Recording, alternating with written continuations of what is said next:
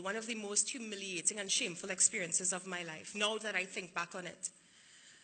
I laughed heartily when I learned that my grandmother's caretaker had drawn the items on a grocery list because she could neither read nor write. I was 11 years old, and with my 6 or so years of primary school education, I thought I had earned the right to humiliate someone who probably never had the opportunity to enter the doors of a primary school. I was convicted.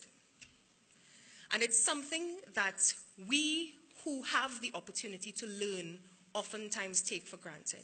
The fact that God allows us to have knowledge, and the fact that God allows us to learn so that we can be of service to his people and not to hold them to ransom.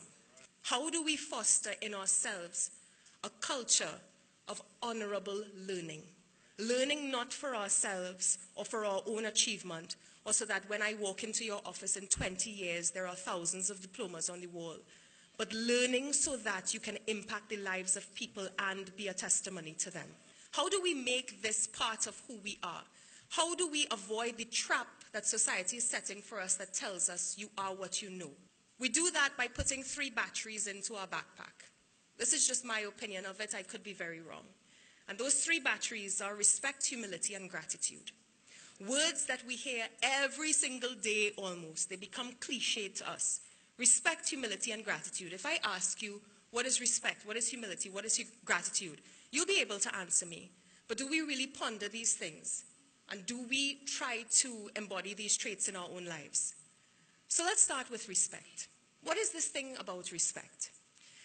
There is a notion out there that respect is a two-way street. I would like for you to reject that. I would like for you to think about respect as being something very much one way.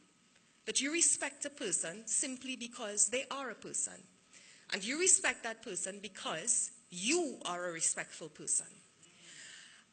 My grandmother, who is my hero on this planet, she passed away some years ago. She was a nurse for all of her life. And when she left the nursing profession, she left at the highest rank. So she had quite a distinguished career in nursing. And she always told me the story about the 2 types of doctors in pre-independence Trinidad. And one of those doctors was the type that lived up to what a doctor should have been at that time. Went abroad to study, knew a lot about medicine. They were the doctors. They were the respected folks. They were the ones who made decisions and got things done. They were the people that were revered in the health centers and in the hospitals.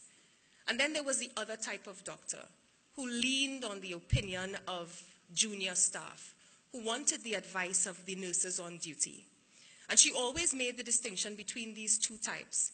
And she told me very often that you could see who the better doctors were based on how they interacted with their staff, based on how they respected their staff and they respected their opinions, and that respect that was reciprocated for them. So I ask you, choose what kind of doctor you want to be. Will you let people speak, and will you hear them, and will you listen genuinely simply because there are people? Will you cast aside titles and positions and allow people to have a voice because they are human beings? Or will you ascribe to this thing that exists in Trinidad and Tobago about V and V and VVIPs? How very important can you be? And doesn't it mean that if you are a VVVIP, that there is a VVV unimportant person? Can you cast that aside? Can you say that I will respect you because you're a human being? I also want to talk about my grandmother's friend, Sister Williams. And I used to come home from school and I would see the 2 of them chatting. And I mean, when Sister Williams came over, it was like a whole day affair. It was like a 16-hour visit, right? We just prepared ourselves that we would not have the living room or the TV for 16 hours. They had a great time together. They laughed, they talked, they prayed. And it came as a shock to me as a teenager when I was told what Sister Williams did for a living. My grandmother, as I told you, was a respected nurse. Sister Williams gathered scraps of cloth off of the Beetham landfill and sold them in the market to people to clean their cars and their homes. And you could not tell by looking at these two friends that there was this distinction between them. And that's because they respected one another regardless of title. And the lesson that Sister Williams and my grandmother left with me was that we miss out on amazing relationships and amazing partnerships and amazing friendships because we put titles and positions and accomplishments between us and people. So that's respect. One-way street. Thank you. Humility. This is a big one, and this is one that just blows my mind every single day. To me, humility is simply this. I've come this far by God's grace, and I still have very far to go. It's just that. So very often, we have people applying to positions in the newsroom. They always ask me, how do I get into a career in media? And my response is always my experience, which has been that you get an internship and you work really, really hard. And by the end of that internship, the organization that you work for should not want to let you go, right? So that is the advice I give. But you know what comes in the way of someone getting an internship and working really, really hard? You wouldn't believe. Their own success, degrees, accomplishments. My son has a degree. Why should he work for a stipend for 3 months? Fair enough. Stay on the outside of the building and try to convince them to let you in. Humility is that thing that opens doors. You are going to need people to help you. Let me talk to you about my Aunt Joy. My Aunt Joy she worked at the Office of the Ombudsman. She was an investigator. So a lot of the work of the Office of the Ombudsman had to do with complaints from just ordinary citizens, but a lot of complaints from prisoners. Somewhere along her tenure at that office, she lost her sight. It was very, very tragic. She developed cataract and she lost her sight. She was very afraid at one point in time that she would lose her position because she had lost her sight. After all, she'd been hired as a sighted person, and now she was blind. So she was always concerned that she would lose her position because she wouldn't be able to function in the same way. Go to the prisons, talk to the prisoners, and do the job at hand.